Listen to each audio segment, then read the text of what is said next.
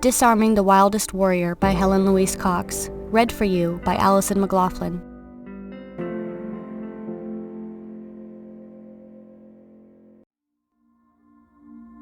Historical notes.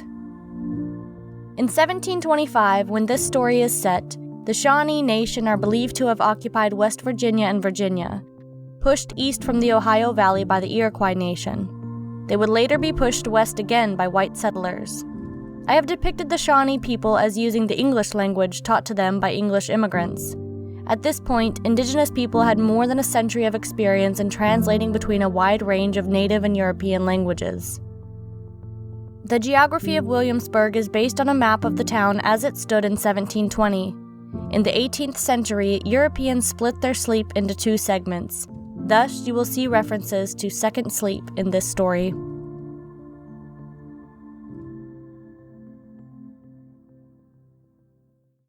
Disarming the Wildest Warrior by Helen Louise Cox.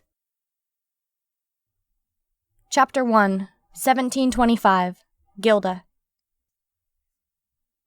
The heart-stopping howl of a man in torment was the first thing Gilda Griffiths heard when she stepped off the coach at Williamsburg.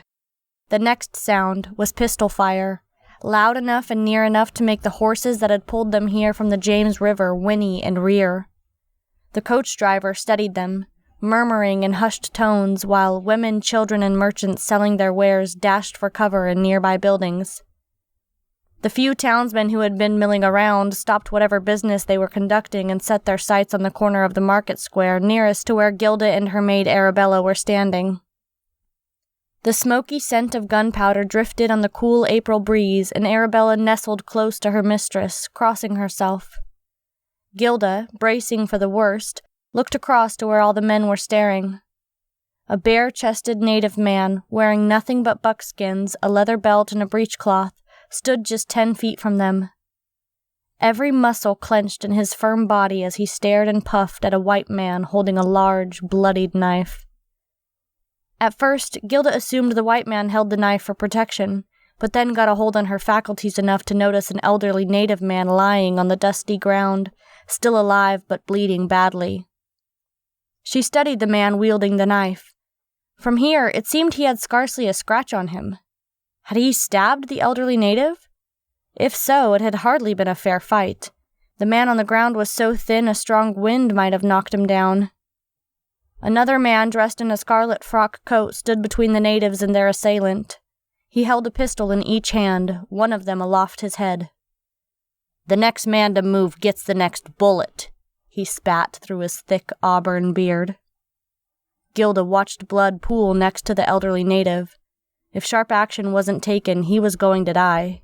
In truth, even if he did receive medical attention, his odds of survival didn't look good.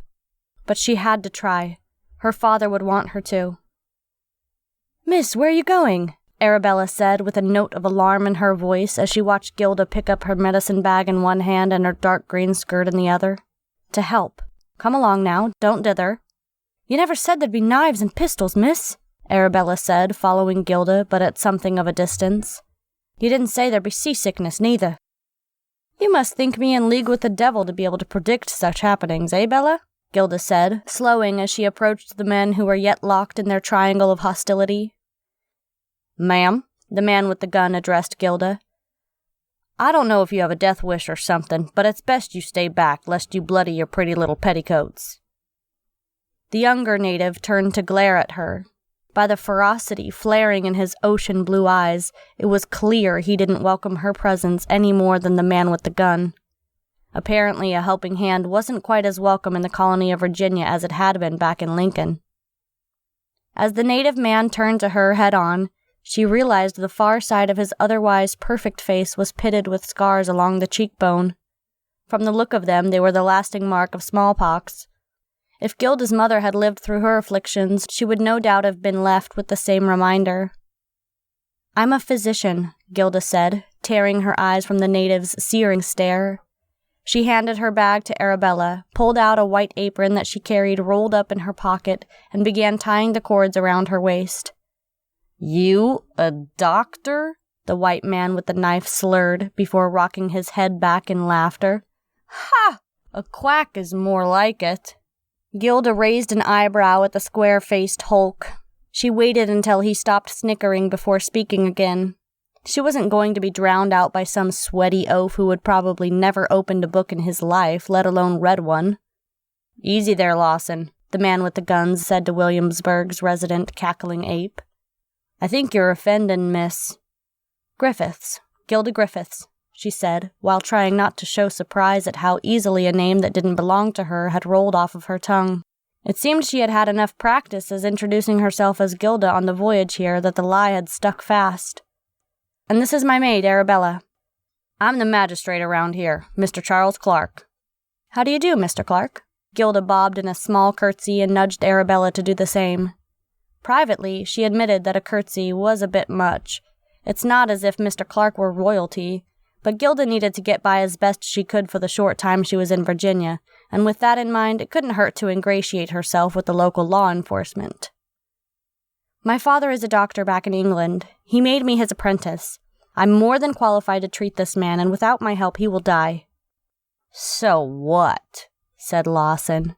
The man looked as though he was having difficulty standing straight.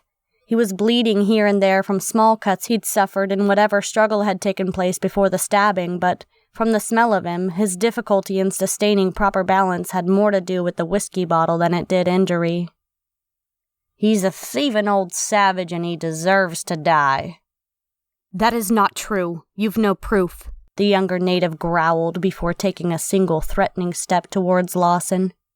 Gilda noticed his triceps, emblazoned with a tribal tattoo, tighten as he did so. The obvious power in those muscles was distracting. Hey, Mr. Clark warned, pointing his gun at the native. "Keep your distance, Blue Sky. I know your reputation." Gilda was left to wonder precisely what kind of reputation Mr. Clark was referring to, as Blue Sky stood stock still and did not respond. An agonizing groan came from the old man, his body writhing in the pain and dust. Gilda looked down at him and then raised her eyebrows at Mr. Clark, making it clear from her expression alone that if this man died, the loss was on him. Pity flickered in Clark's gray eyes as he glanced down at the wounded. "Go on and help him if you can." "What? That old thief stole 3 of my horses and you're just gonna—" "If a village chief dies here today, village thief is more like it. We're gonna invite trouble," Mr. Clark cut back in, glancing towards the handful of townsmen still staring at the scene. "And you know, Mr. Lawson, how much I hate trouble. Besides, you got no proof, so unless you want to see me in court about that man's wound, I suggest you come along and let the lady work." Lawson eyed Mr. Clark, Blue Sky, Arabella, and Gilda in turn before sneering. "Since you're going to help the half-breed's father, you may as well help your fellow white man, too." Before Mr. Clark could stop him, Lawson grabbed a handful of Gilda's apron and used it to clean his bloody knife. Arabella let out an outraged gasp, but Gilda didn't flinch. Granted, Lawson was doing all he could to humiliate her, but if he thought that was the worst she'd ever suffered at the hands of a man, he was gravely mistaken. She already knew his type.